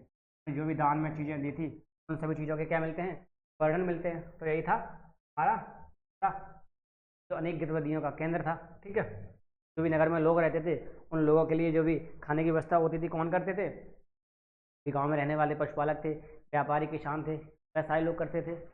के बारे में कुछ चीज़ें थी जो हमने जानी, ठीक है। अब इस हेडिंग को छोड़ के आगे नेक्स्ट चैप्टर पे देखते हैं क्या है, ठीक है। नेक्स्ट हेडिंग देखने को मिलेगी नीचे, जो भी नोट्स होते हैं आप बना रहे हो, ठीक है ना। आप सोचो आपको रीडिंग करते टाइम में सारी सारी चीज़ें याद हो जाएं, जब तक आप इन्हें बार बार रिवीजन नहीं करोगे, रिवाइज नहीं करोगे, रिवीजन बहुत ज़्यादा जरूरी है। आप सोचो आपने एक बार में याद किया, आपने एक वीडियो देख ली, आप खुद पेन लेके बैठे और सारी हेडलाइंस डाली आपने, सारी अंडरलाइन कर डाली बुक पे, चैप्टर पे, लेकिन आप सोचो कि आपको याद नहीं हुआ, तो कुछ गलत नहीं है। एक बार में सारी चीज़ें याद नहीं होती, चीज़ें हैं जो आपको चैप्टर की रीडिंग होती है वो आपको इसलिए बताई जाती है कि आप चैप्टर की जब भी करते हो आप सिर्फ इतना जानने के लिए किया करो कि चैप्टर में क्या बातें बताई गई हैं, बस, ठीक है। बाद जब उसके बाद जब नोट्स बनाते हो ना, तो आप एक रीडिंग कर लोगे, आपको पता चल जाएगा किन चीज़ों के बारे में बताया गया है, तो आपको नोट्स बनाने टाइम काफ़ी सुविधा रहेगी। आपको पता होगा कौन चीज़ें नोट करने वाली हैं, कौन चीज़ें नोट करने वाली नहीं है, किन चीज़ों को लिखना है, किन को नहीं लिखना है, ये बहुत ज़्यादा ज़रूरी होता है, ठीक है। इसीलिए रीडिंग करी जाती है। चलिए, तो आप परेशान नहीं होइएगा, अगर आपको समझ नहीं आ रही चीज़ें तो आप क्या कीजिए, बार बार उनको रिवाइज कीजिए, ठीक है। आगे है शिल्प तथा शिल्पकार। प्रायस्थलों में से शिल्पों के नमूने मिले हैं, जो प्रायस्थल मिले हैं उनमें से शिल्पों के नमूने मिले हैं। इनमें मिट्टी के बहुत ही पतले और सुंदर बर्तन, ठीक है, मिट्टी के क्या मिले, मिट्टी के पतले और सुंदर बर्तन। शिल्प तथा शिल्पकार हेडिंग में हम जो भी चीज़ें इंपॉर्टेंट हैं अंडरलाइन कर रहे हैं, आप बार बार दोहराइए। क्या मिले हैं, मिट्टी के बहुत ही पतले सुंदर बर्तन मिले हैं जिन्हें उत्तरी काले चमकीले पात्र कहते हैं, ठीक। उत्तरी काले चमकीले पात्र कहते हैं क्योंकि ये ज़्यादा उत्तरी भाग में मिले हैं, ठीक है। ज़्यादा ये उत्तरी भाग में मिले हैं इसलिए क्या बोलते हैं, उत्तरी काले चमकीले पात्र, काफ़ी अच्छे सुंदर काली मिट्टी के बर्तन है, ठीक है। फिर देखते हैं तथा ये प्राय काले रंग के होते हैं। क्या कैसे रंग के होते हैं? काले रंग के होते हैं और इनमें एक खास चमक होती है, ठीक है, खास तरह की चमक होती है। काफ़ी अच्छी तरीके से इनको बनाया गया था, जो भी शिल्पकार थे काफ़ी बेहतरीन तरीके से बनाया था, काफ़ी ज़्यादा प्रशिक्षण लिया था, उसके बाद ही शायद बनाया होगा, है ना। ध्यान रहे कि अन्य दूसरे शिल्पों के अवशेष नहीं बचे होंगे। जैसे कि विभिन्न ग्रंथों से हमें पता चलता है कि कपड़ों का उत्पादन बहुत महत्वपूर्ण था, ठीक है। कपड़ों का उत्पादन आपको पता है कि बहुत ही ज़्यादा महत्वपूर्ण था। उत्तर में वाराणसी, दक्षिण में मदुरै के प्रसिद्ध केंद्र थे, ठीक है। कपड़ा उत्पादन की अगर बात करें तो हमें 2 प्रसिद्ध केंद्र बताए गए हैं कपड़ा उत्पादन के लिए। उत्तर में वाराणसी और दक्षिण में मदुरै कपड़ा उत्पादन के 2 प्रसिद्ध केंद्र थे।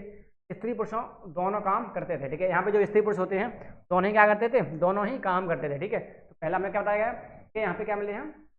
इनमें मिट्टी के बहुत सारे नमूने मिले हैं। इनमें पहले मिट्टी के बर्तन मिले हैं, मिट्टी के बहुत ही पतले और सुंदर बर्तन मिले हैं, ठीक है, जो काली मिट्टी से बने हुए हैं। और इन्हें क्या बोलते हैं? उत्तरी चमकीले पात्र। क्यों? क्योंकि ये उत्तरी उपमहाद्वीप के उत्तरी भाग में मिले हैं ज़्यादातर, इस वजह से बताया गया है, ठीक है।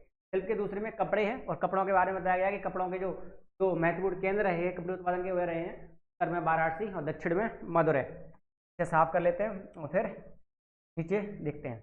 अभी आपको कुछ नहीं बताया गया है शिल्पकार और शिल्प में, आपको इतना बताया गया कपड़ा उत्पादन के 2 महत्वपूर्ण केंद्र। और आइए बार बार कपड़ा उत्पादन के जो महत्वपूर्ण केंद्र हैं, उत्तर में वाराणसी, दक्षिण में मदुरै, उसके बारे में। इसके अलावा आपको उत्तरी काले चमकीले पात्र के बारे में बताया गया कि उत्तरी उपमहाद्वीप के उत्तरी भाग में बनाए जाते थे, वहीं पे बहुत ज़्यादा विशेष इनके मिले हैं, इस वजह से उत्तरी काले चमकीले पात्र कहते हैं। बहुत ज़्यादा इनमें खास तरह की चमक थी और मिट्टी के बहुत ही पतले और सुंदर बर्तन है ये, ठीक है। देखते हैं नीचे। अनेक शिल्पकार तथा व्यापारी, आगे देखते हैं। अनेक शिल्पकार तथा व्यापारी अपने अपने संघ बनाने लगे थे, ठीक है। अनेक जो शिल्पकार थे और जो भी व्यापारी लोग थे क्या करने लगे थे? अपने अपने संघ बनाने लगे, समूह बनाने लगे थे, जिन्हें श्रेणी कहते थे। समूह, इनके जो शिल्पकार तथा व्यापारी के जो संघ होते थे उन्हें क्या बोलते थे? श्रेणी। श्रेणी संघ के बारे में आपने पहले भी पढ़ा था, है ना। संघ के बारे में अपने बौद्ध और जैन धर्मों के विषय में जब पढ़ा था, आपने पढ़ा था कि संघ किसे कहते थे? संघ था बौद्ध भिक्षुओं या जो जैन धर्म के जो लोग थे उनके संगठन को संघ कहते थे, यानी कि समूह को, संगठन को ही क्या कहते हैं? संघ कहते हैं। तो जो शिल्पकार के और जो व्यापारी के जो संघ थे, जो संगठन थे, उन्हें बताया गया कि उन्हें यहाँ पे क्या कहते थे? श्रेणी कहते थे। शिल्पकारों को श्रेणियों का काम, शिल्पकारों की श्रेणियों का काम, ठीक, जो भी शिल्पकार की श्रेणियाँ थी उनका काम था प्रशिक्षण देना, कच्चा माल उपलब्ध कराना, तैयार माल का वितरण करना, ठीक है, वितरण करना। बताया गया था कि जो शिल्पकार और जो व्यापारी हैं उनके जो संघ होते थे उन्हें क्या बोलते थे? उन्हें बोलते हैं श्रेणी, श्रेणी बोलते थे। इसके साथ जो शिल्पकारियों की जो श्रेणियाँ थी, ठीक है, शिल्पकारों की जो श्रेणियाँ थी उन्हें क्या बोलते? उनका जो क्या काम था? प्रशिक्षण देना, कच्चा माल उपलब्ध कराना, इसके अलावा तैयार माल का वितरण करना। जबकि व्यापारियों की श्रेणियाँ व्यापार का संचालन करते थे, ठीक है। जो व्यापारियों की जो श्रेणियाँ होती थी, व्यापारियों का जो संघ होते थे जिन्हें श्रेणियाँ कहते थे, वो क्या करते थे? व्यापार का संचालन करते थे, ठीक है। स्वाभाविक सी बात है, जो शिल्पकार की श्रेणियाँ हैं वह शिल्पकार का संचालन करेंगी, यानी कच्चा माल उपलब्ध कराएंगी, तैयार माल का वितरण करेंगी, इसके अलावा प्रशिक्षण देंगी। और बात करें अगर हम श्रेणियों का, यानी कि व्यापार की जो श्रेणियाँ थी, जो भी व्यापारी लोगों की श्रेणियाँ थी वह करती थी व्यापार का संचालन। श्रेणियाँ बैंकों के रूप में भी काम करती थी। इनका एक और काम था बैंकों के रूप में लोगों की मदद करना, ठीक है, तो उधार पैसे देना। जहाँ लोग पैसे जमा रखते थे, इस धन का निवेश लाभ कमाने के लिए किया जाता था, ठीक है। जैसे आज भी ब्याज पे जो पैसे दिए जाते हैं उस तरीके से ही लाभ कमाने के लिए धन का प्रयोग किया जाता था। उससे मिले लाभ का कुछ हिस्सा जमा करने वालों को लौटा दिया जाता था, ठीक है। कुछ हिस्सा जो होता था वह जमा करने वालों को लौटा दिया जाता था, या फिर मठ आदि धार्मिक संस्थानों को किया जाता था, ठीक है। तो यहाँ पे आपको बताया गया कि जो शिल्पकार थे, जो व्यापारी जन थे, उनके जो संघ होते थे उन्हें हम क्या कहते हैं? उन्हें हम कहते थे श्रेणी, ठीक है। और जो शिल्पकारों की जो श्रेणी होती थी उसका काम था प्रशिक्षण देना, कच्चा माल उपलब्ध कराना और तैयार माल का वितरण करना। और जो व्यापारी लोगों की जो श्रेणियाँ थी उनका काम था व्यापार का संचालन करना। इसके अलावा इनका एक और काम था, वह था बैंकों के रूप में, ठीक है, लोगों को पैसे वगैरह देना, उधार, उनकी मदद करना। तो ये सारे काम जो होते थे वो क्यों करते थे? वो करते थे लाभ के लिए, ठीक है। आगे जो हेडिंग है वो एक सूक्ष्म निरीक्षण अर्कामेडू के बारे में है। तो पहले हम लिख लेते हैं शिल्प और शिल्पकार के बारे में जो चीज़ें हमें बताएंगी थी वही, ठीक है। शिल्प और शिल्पकार के बारे में जो चीज़ें हमें बताएंगी हम वो लिख लेते हैं, फिर हम क्या करेंगे, आगे हेडिंग पे जाएंगे। तो याद कीजिए इस हेडिंग में क्या बताया गया था, ठीक। चलिए, इस हेडिंग में आपको सबसे पहले बताया गया था चमकीले पतले पात्र के बारे में, ठीक है, पतले चमकीले बर्तनों के बारे में, जिन्हें उत्तरी चमकीले पात्र कहते हैं। इन्हें क्या कहते हैं? उत्तरी चमकीले पात्र। और उत्तरी पात्र ने क्यों बोला जाता है? क्योंकि यह उपमहाद्वीप उत्तरी भाग में ही ज़्यादा संख्या में मिले हैं, इसलिए इन्हें बोला जाता है उत्तरी चमकीले पात्र। ठीक है, काले रंग के थे, खास तरह की चमक होती थी। शिल्प तथा शिल्पकार के बारे में लिखते हैं। शिल्प और शिल्पकार, शिल्प और कार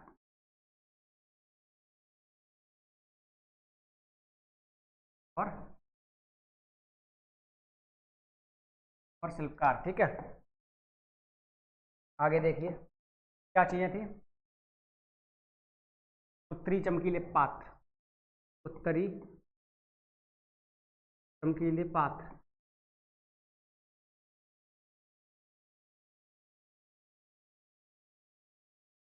ठीक है, उत्तरी चमकीले पात्र बोलते हैं। सबसे ज्यादा क्या? उत्तरी चमकीले पात्र। ऐसे ना लिख के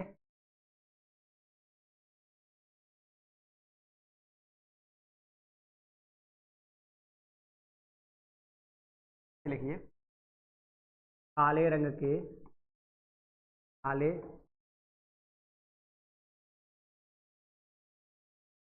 पतले खास चमक वाले, खास खास चमक वाले, खास चमक वाले मिट्टी के बर्तन, की के बर्तन। ठीक है, ये बर्तन जिन्हें क्या बोलते हैं? उत्तरी चमकीले पात्र, ठीक है। और क्यों बोलते हैं ये लिखेंगे नहीं, आपको याद रखना है। उत्तरी से क्यों है? उत्तरी उपमहाद्वीप में सबसे ज्यादा पाए जाते थे, ये ने उत्तरी चमकीले पात्र कहते हैं। ठीक है, सारी चीजें नहीं लिख सकते, आपको भी पता है, इस वजह से। चलिए आगे पेन चेंज करके लिखते हैं कपड़ा उत्पादन के बारे में। उत्तर में आपको बताया था कि उत्तर में वाराणसी और दक्षिण में जो मदुरै था, कपड़ा उत्पादन का महत्वपूर्ण केंद्र था। ठीक है, उत्तर में वाराणसी, एवं दक्षिण में मदुरै। ठीक है, मदुरै, दक्षिण में मदुरै कपड़ा उत्पादन का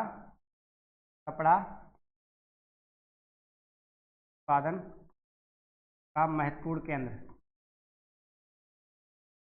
उत्पादन का पूर्ण।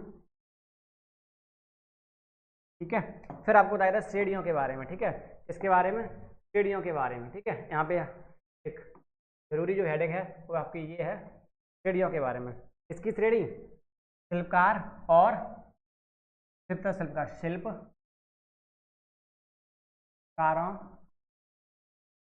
कारों एवं व्यापारियों। ठीक है, कारक व्यापारियों के संगठन को क्या कहते थे? श्रेणी कहते थे। व्यापारियों के जो संगठन होते थे, या जो शिल्पकारियों के जो संगठन होते थे, क्या बोलते थे? श्रेणी। एक तरफ लिखेंगे शिल्पकारों के संगठन। ठीक है, शिल्पकारों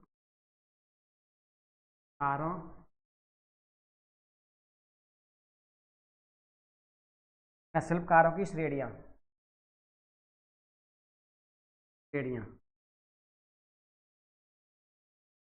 शब्दावली बहुत ज़्यादा जरूरी है, तो आप इसे याद जरूर रखिएगा। शिल्पकारियों की श्रेणियां। पहला, प्रशिक्षण देना, पहला कार्य क्या था इनका? ये कार्य कर रहे, पहला कार्य था प्रशिक्षण देना। कच्चा माल उपलब्ध कराना, कच्चा माल उपलब्ध कराना, तीसरा, तैयार माल का वितरण,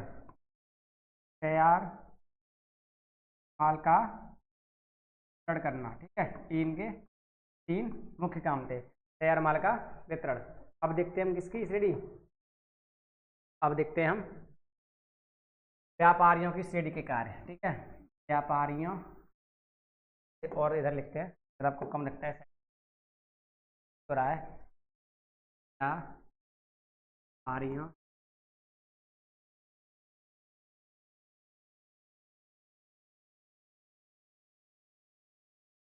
व्यापार का संचालन करती थी, ठीक है।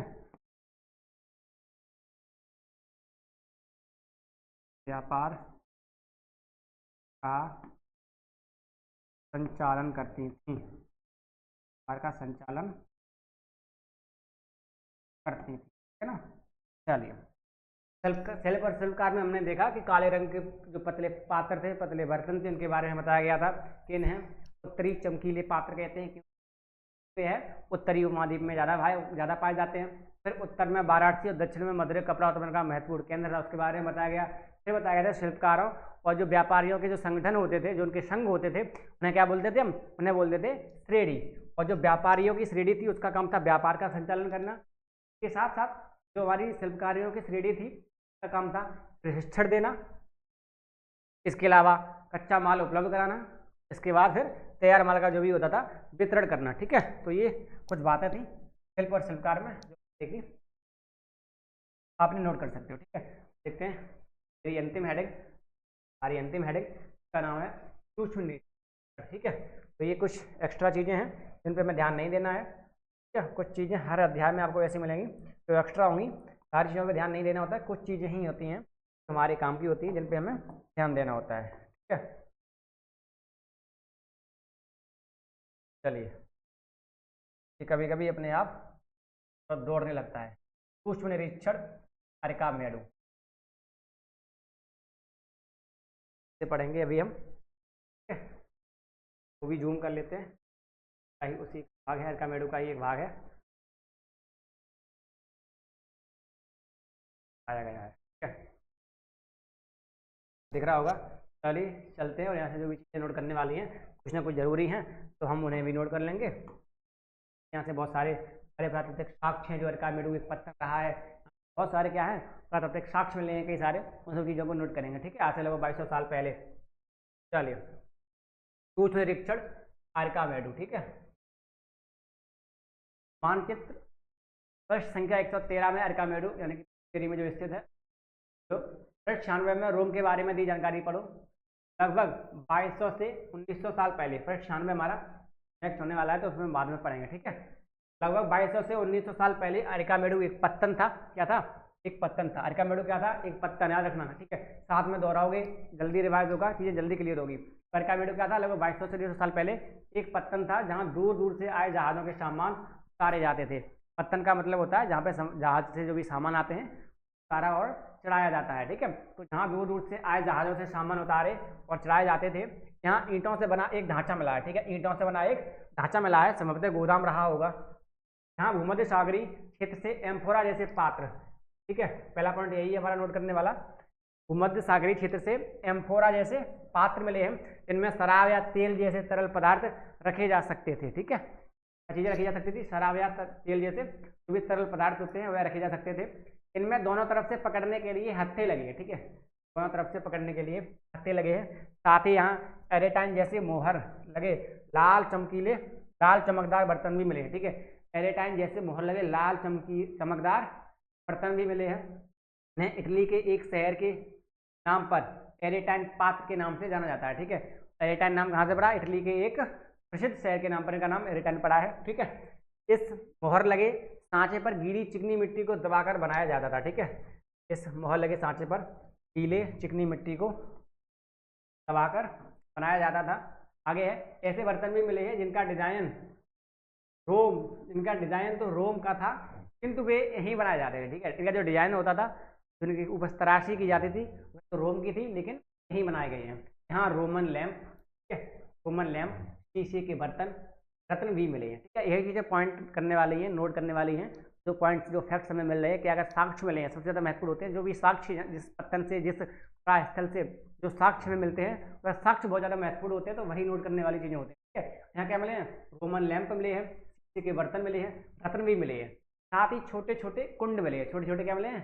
कुंड मिले हैं जो संभवतः कपड़ों की रंगाई पात्र रहे होंगे, ठीक है, छोटे छोटे बर्तन मिले हैं जो संभवतः कपड़ों की रंगाई के पात्र रंगे बर्तन रहे होंगे।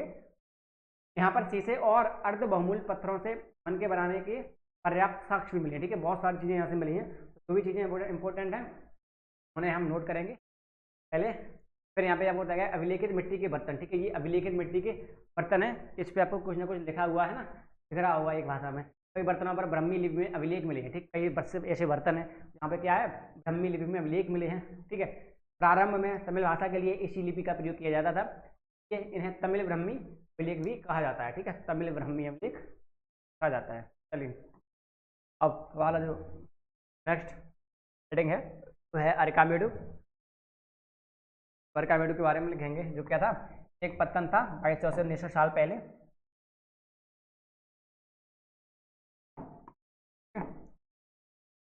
अंतिम हेडिंग है अरिकामेडु। वही चीज़ें लिखेंगे जो हमारी ये इंपॉर्टेंट है। अरिकामेडु पुडुचेरी कहाँ स्थित है, पांडिचेरी।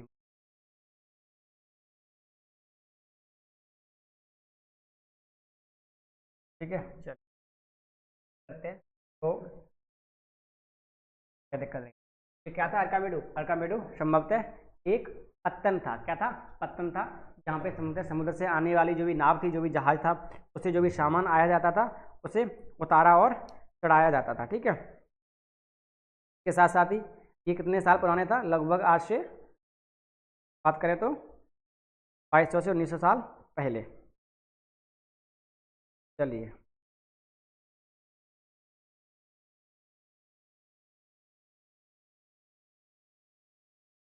तो ये सब लिखते हैं। अरिकामेडु 2200 से साल पहले, साल पत्तन,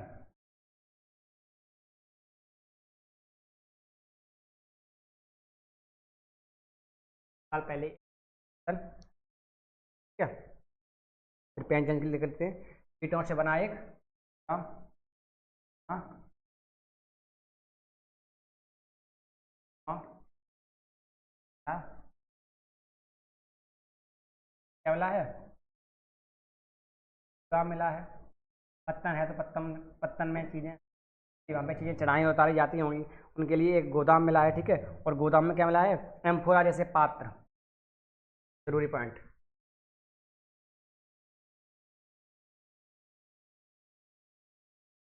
एम्फोरा जैसे पात्र, हाँ, पात्र,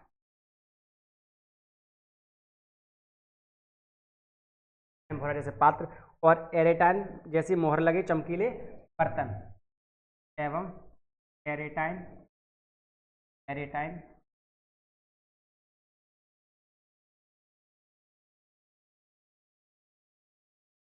मोहर लगे चमकीले बर्तन। ठीक है, एरेटाइन जैसी मोहर लगे चमकीले बर्तन। रोमन लैंप, फिर हमने देखा था लास्ट पे कि रोमन लैंप,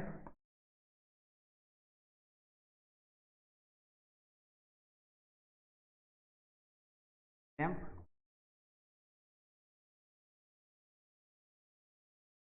रोमन। आगे शीशे के बर्तन और रत्न, ये बर्तन, ये रत्न, ये सारे प्राकृतिक साक्ष्य हैं जो यहाँ से मिले हैं। साथ ही में पत्थरों व शीशे व पत्थरों के बनके के साक्ष्य, शीशे एवं पत्थरों के मनकों के साक्ष्य, पत्थरों का साक्ष्य,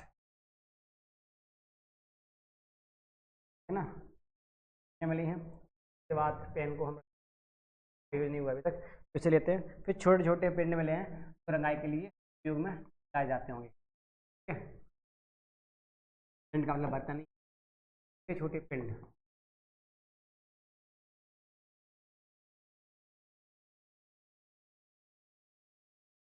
पिंड होता है काय के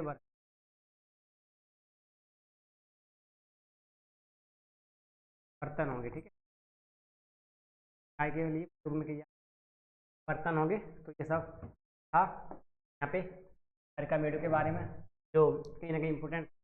अब देखिए, चैप्टर की रीडिंग के साथ साथ जो भी नोट्स थे हमने बनाए, ठीक है, रीडिंग भी आपने करी, रीडिंग पे आपने फोकस होगा, ध्यान दिया होगा, और साथ में आपने, अगर आपने नोट्स बनाए हैं तो आप नोट्स बात करें आ रहा है आपकी में कितना आ रहा है इसकी, ये चीज़ ना आपको कमेंट बतानी ज़रूर है।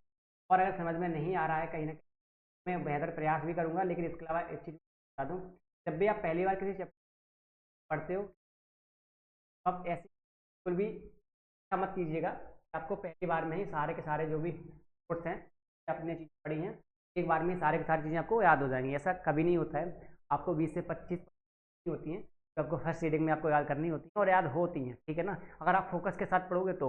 लेकिन अगर आप फोकस नहीं करोगे, वीडियो चल रही है, क्लास चल रही है, आपका ध्यान नहीं है, या आप रीडिंग करते जा रहे हो, अंडरलाइन करते जा रहे हो, लेकिन ध्यान नहीं दे रहे हो, तो फिर आप सोचो कि आपको 20 से 25% चीज़ें याद हो जाएं, फिर आपको इतनी भी नहीं होगी, ठीक है। आपको मेहनत तो करनी पड़ेगी। अगर आपको एक बार में चीज़ें नहीं याद हो रही हैं, आपको बार बार वीडियो को दोहराना होगा, बार बार बुक की रीडिंग करनी होगी, नोट्स बनाने होंगे, उन्हें बार बार रिवाइज करना होगा, ठीक है ना। ये सारी चीज़ें करने के बाद ही आपको ये सारी चीज़ें याद होती हैं, ठीक है। फिर मैंने नोट्स बनाए, उसके बाद कई बार मैं इनको रिवाइज करता रहता हूँ बीच बीच में, जब भी टाइम मिलता है, महीने बाद, 1.5 महीने के बाद, तो जो पुरानी चीज़ें छोटी छोटी वो भी रिवीजन करता ही रहता हूँ, तो वो चीज़ें थोड़ी दिमाग में बनी रहती हैं, ठीक है ना। और नॉर्मल सी की बात करें तो इसमें छोटी छोटी जानकारी आपको दी गई है, किसी भी साम्राज्य के बारे में, किसी राज्य के बारे में, किसी के बारे में साल से जानकारी बहुत बड़ी तो नहीं दी गई है, संक्षेप में ये चीज़ें बताई गई हैं, ताकि आपको अभी पता चल जाए। आगे आप जब 12th और 11th की बुक पढ़ोगे तो उनमें आपको डिटेल में सारी चीज़ें जानने को मिलेंगी। बार बार रिविजन कीजिए, चीज़ों को दोहराइए। कि वीडियो आपको, नेक्स्ट वीडियो जल्दी आएगी, मतलब कल परसों में आती रहेंगी वीडियो, टाइम से लाते रहेंगे हम, कभी भी आता है वीडियो की वजह से भी कोशिश करेंगे आपको ज़्यादा वेट ना करना पड़े, ठीक है। बाकी खत्म करते हैं वीडियो यहीं पे। वीडियो अगर पसंद आई हो तो कुछ लिखिएगा जरूर कमेंट में, है ना।